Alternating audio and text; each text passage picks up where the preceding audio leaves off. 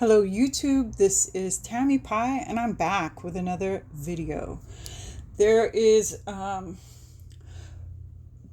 is the last episode of 5 Days 5 VRs, the hashtag created by Julie over at Peekaboo Rose.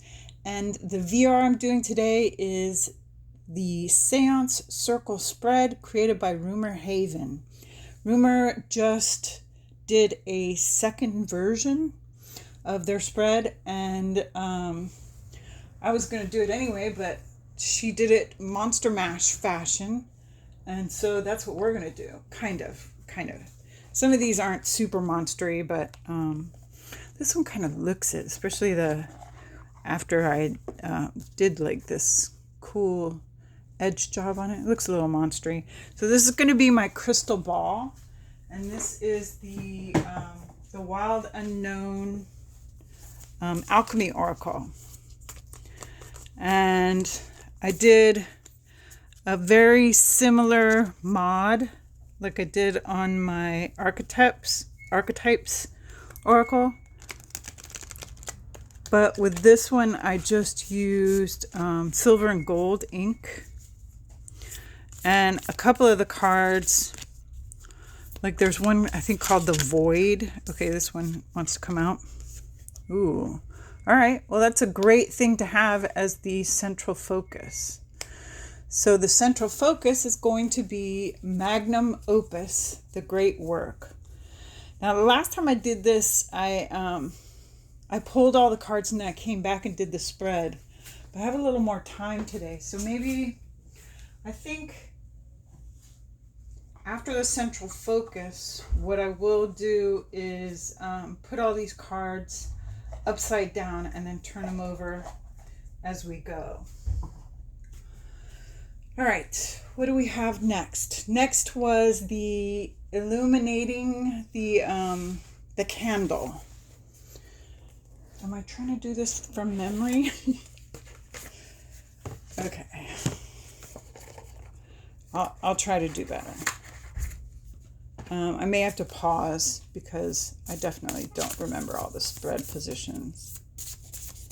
Now, I tried to do that when I was camped out up at my mom's. I took a whole bunch of decks and I tried to do this one with that up there with her. But my mom has like almost non-existent hearing. So she has a hearing aid, which she sometimes has in and sometimes doesn't. And if anybody passes like by the door or anything, she goes running over to talk to them. So there was no filming at my mom's. I don't know what I was thinking. All right, and this is the Intuitive Night Goddess. I figured Intuitive Night Goddess perfect for the illuminating the shadow type thing that this is supposed to be. Okay, we'll put it there as a candle. Okay? And I don't know, I might have to look in the book here because these are all goddesses. I'm not 1,000% familiar with this, but I mean, I don't even know if the guidebook tells much about the goddesses, right? Okay, hang on. All right, yeah, I remember this. The candle and then the personal item. So for the personal item, I'm going to take my, this is like an old, like limited edition, maybe Lenormand. Ryan did like, not that many of these, 360 of them. And I got this deck in a trade. I actually used to have his other deck too, in the hand painted one, but I like this one better. And these don't come with books or anything, so. And I am going to use the entire deck because there is a lot of just objects in this deck. So I'm hoping like an object will appear, but if it doesn't, that's fine. You know, we'll work with whatever it is. Oh, that's great. A ship. A ship is an object. And that's interesting. Okay. Oops. Oh, I was going to put these this way. All right, I'm going to turn it back over just because. Okay? I want to place them and then turn them all back over. I'm reminding myself. Place them, turn them back over. All right. Next is going to be invocation. And this is like calling upon a goddess or a spirit or a guide. And so I thought a great one for this would be the Unfinished Business by MJ Coulining. And because every card in the deck is a spirit of someone who is passed on from this world to the next. Place them down, not up. Okay? So I'm going to put that right next to the candle. That's my spirit guide. And I think what I'm going to do is leave this book out, because I might want to read you a little snippet of their story. I'm sure people wonder, why in the hell is she so into this deck? It's because of the book. Okay. Next, after invocation, is channeling. A truly channeled deck. What did I pick for this? I don't even remember. I think it was this one. Zammer Twins. And it's because this is so different from all Patrick Valenza's other decks. This is a completely different art style. Also, the backs are super cool. So we're going to take, okay, that one was kind of trying to jump. We're going to take this one.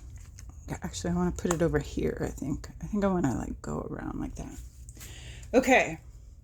So Zammer Twins, Patrick Valenza is our channeling. And, I'm not going into deep description, but I'm assuming that if you're watching a tarot channel, you're kind of familiar with these terms. All right. Spirit photography. This was interesting. I have a couple, 2, 3, 20 decks that have photography in them.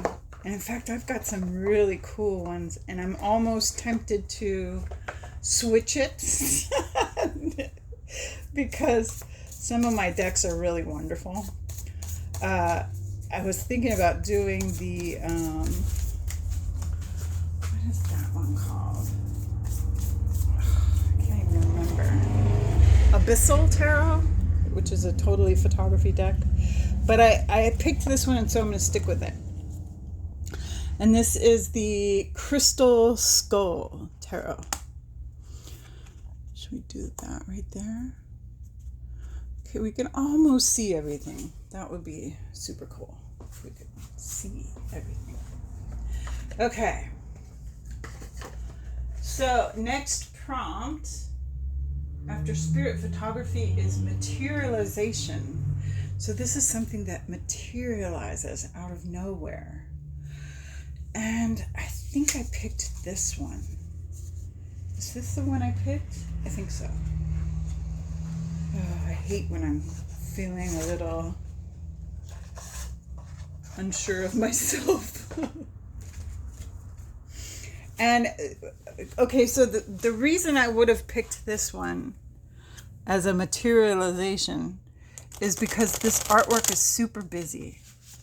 So you almost have to, like, hope something jumps out at you, that's materializing, right?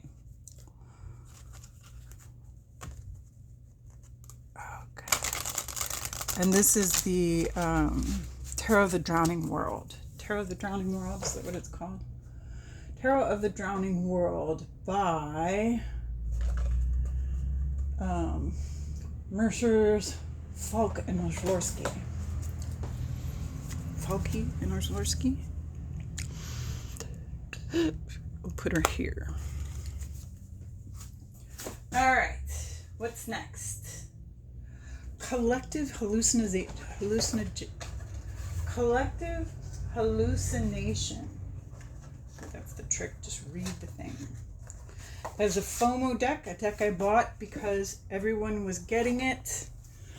And I probably would have got it anyway, but definitely, this is the Heartwood Tarot.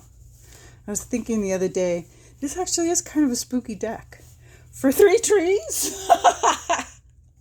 I mean, their spider one will no doubt be the mostest spookiest. Beep. But, I mean, it's a haunted cabin in the woods. That's a little spooky. That's the set for Evil Dead. Oops. What's happening here? Oh, I must have had a reading set aside in there.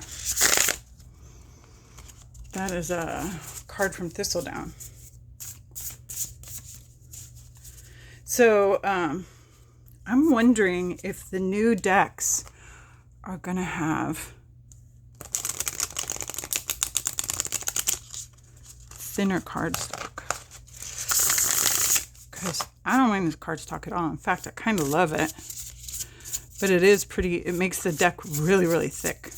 And a little hard for some people who have, you know, less range of motion in their hands. Have a hard time with these super thick decks. Okay.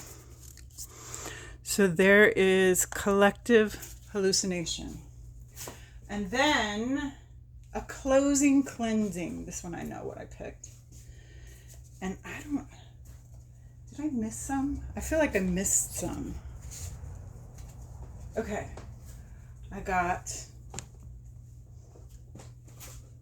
Crystal Ball, Candle, Personal Item, Invocation, Channeling, Spirit Photography, Materialization. Oh, I missed Poltergeist. Okay. Yes, that's...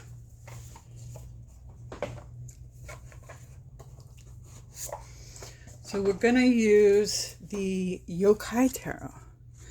And yokais they're spirits. They're kind of ghosty fairy type creatures. This pattern actually looks like it was created in Hawaii. And there would be yokai here. And they would be, I'm going to take that card right there and have it be my what do you call it? Poltergeist. Okay, Poltergeist, collective hallucination. Wow. And what's left? I'm also going to keep the book out for this one too.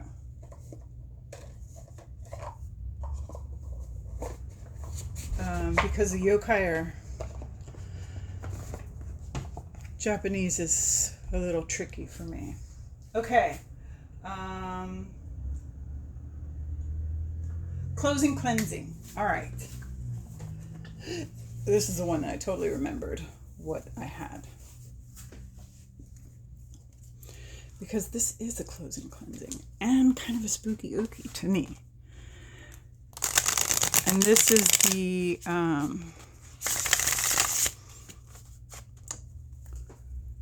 what is it called? Something Yourself? A tarot oracle.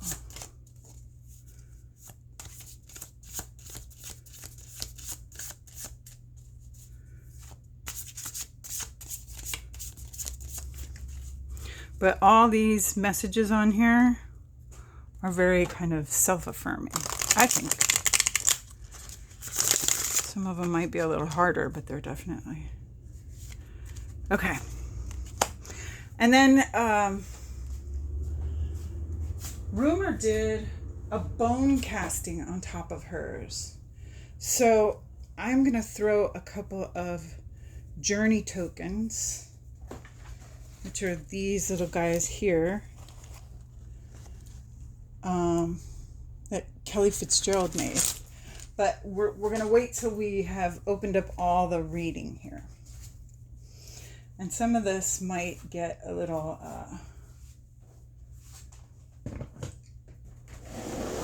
Interesting. Okay. So, our central focus is magnum opus, the great work. So, delicate growth, great promise, a vocation. This is something that you were meant to do. All right? Queen of Swords. Okay, so the Queen of Swords is a straight talker, right? Queen of Swords is telling you, hey, you need to look at this for a minute. Are you doing what you were meant to do? Are you? Well, let's see. Let's see if you are. The ship is a journey, right? So perhaps someone who was a sailor or someone who built ships or someone who was a great traveler. This is also, again, the 10 of spades, which is the 10 of swords. So it's even pointing at her. Look at this. We're all looking up. So that's somebody from above saying you need to really look at what it is you were supposed to be doing. Interesting. Okay. So the spirit guide that we have here, the King of Pentacles. So let me just look at the book for a second, if I can find it, because I took it out and then set it down somewhere. Oh my God. Okay. King of Pentacles should be like right at the back, right? In 1925, Walter Grantchester stood as a testament to wealth and ambition in New York, inheriting a substantial fortune at 45. Okay, as time passed, Walter grew suspicious of Delilah. Who's Delilah? Is that his... Delilah Munich appeared on his doorstep claiming to be his daughter. Walter grew suspicious of Delilah's story. His sharp business sense, honed over the years, sensed deceit in her action. Walter unknowingly ignited a vengeful spark in Delilah and her mother. Frustrated by stopped payments, Delilah and her mother resorted to a dark plan. They plotted to murder Walter, making it appear an unfortunate accident. Okay. In the wake of Walter's death, Delilah and her mother's plot seemed successful. They prepared to claim their inheritance, feigning grief and shock, but their plan hit an unexpected roadblock. Walter's will and a previously unknown clause. Ever meticulous, Walter had updated his will to include a clause requiring a newly developed paternity test for any claimant to his fortune. His attorney, suspecting foul play was afoot, pushed not only for the paternity test, but a full investigation into Walter's death. The paternity test revealed the truth. Delilah was Walter's child. Concurrently, the investigation into Walter's death uncovered evidence of foul play, and Delilah and her mother were convicted of murder and never saw a dime. Oh my God. This is very much a kind of an interesting way to look at that card. When you reach this pinnacle, you have to kind of watch out for yourself. You have to kind of plan ahead. So maybe they're saying, hey, look at where you are, look at what you've accomplished, and plan ahead for that. Interesting. Okay. What's the next card? The channeling. Okay, so this is the one that I used, the grotto. Okay, so a grotto is like a little kind of out of the way place where people go to get peace, right? All right, well, I'm going to leave that right there. And spirit photography is temperance. Temperance is very interesting with the grotto. Okay, this is also working with this kind of ship imagery. Interesting. Okay, so temperance, a delicate growth. Like we're talking about something that takes a while to come out, to create. And sometimes you need like quiet for that. You have to take yourself out of all the noise and busyness. And in order to make those plans and be creative, you're going to have a little peace. Huh, interesting. Okay, next is materialization. And this is Tarot of the Drowning World. Ooh, La Rue Fortune. Okay, what is interesting to me is the first thing that jumps out at me is this armadillo here. And the armadillo, there are great things that it can do. However, it's also kind of a slow moving animal. You used to see them all the time on the road getting run over. So they have this hard outer shell that protects them from predators, but not from cars and trucks. So again, it is suggesting protect yourself. Look at this. All these little tarot cards in this. I like it. Okay, next we have the poltergeist. And I'm going to read a little bit of this too. I feel like I've seen this. This is the Four of Cups. And that, I believe, is an otter, but it might be a sun bear. Hang on, let me look. Yokai. Four of Cups. Keywords: boredom, apathy, disenchantment, distraction, experimentation. Expectation. Kawauso.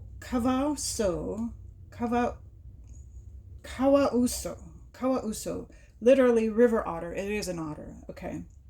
Funny looking creatures who like to drink, laugh, play tricks on humans, even disguise themselves as beggars just to sneak into villages and steal some alcohol. If this Kawauso is refusing sake, it means something must be really off. You might be too distracted to notice an opportunity, or you might have just had enough of all of it. Either way, action is necessary to restore a healthy thirst for life. How interesting. In the context of all this other stuff, okay? Perhaps this protection is actually slowing you down. And you need to pay attention to what is being offered. How interesting. Okay, finally, collective hallucination. I'll get it. We have the High Priestess. And this is that knowledge that we have inside of us. Something that you know to be true, but you may not be facing. Okay. Outstanding. And then finally, the cleansing. I knew this would be good. What is limiting your growth? Very good. Science, which is the Six of Swords in the Thoth deck, and in the Outgrow Yourself Oracle, Tarot Oracle, they are asking you what is it that you can do to further this great work that has been a long time in coming, that you need peace and protection to deal with, but you don't want to be so protected that you miss out. And really, you should know what this is, okay? You should know what's limiting your growth. Okay, let's grab... do I have any dice in here? I think I do. Let's grab 3 journey tokens and just toss them in here. 4 came out, which is interesting. This one is stuck to each other. These are stuck together. Okay, so this is spring, and this is crossroads. So come springtime, there will be a crossroads. You're going to have to make a decision about this. on the ship, we have, I forget what this symbol is. Hang on a second, let me check. Okay, so what I did was get out my larger oracle so I could remember everything. This one is, I believe that's Earth, right? So, okay, hang on just a second.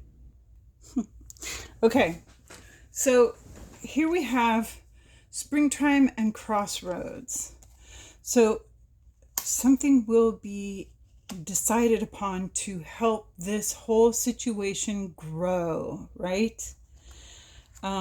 Here on the ship, the symbol was spirit. I should have known that. Source. So this is something that is coming to you that's been a long time in coming. And here in the springtime, when you have to make this decision, you know what you're gonna do. And again, this earth symbol on top of the high priestess kind of does the same thing. It says this is this stuff that's within you, that you know what's happening, that you have made a decision about already, but maybe are kind of avoiding, or maybe you're too busy protecting yourself to realize that this is absolutely something that can happen and that you're going to have to make a choice about come springtime. Spirit is with you. And that is it for 5 days, 5 VRs, and thank you for coming.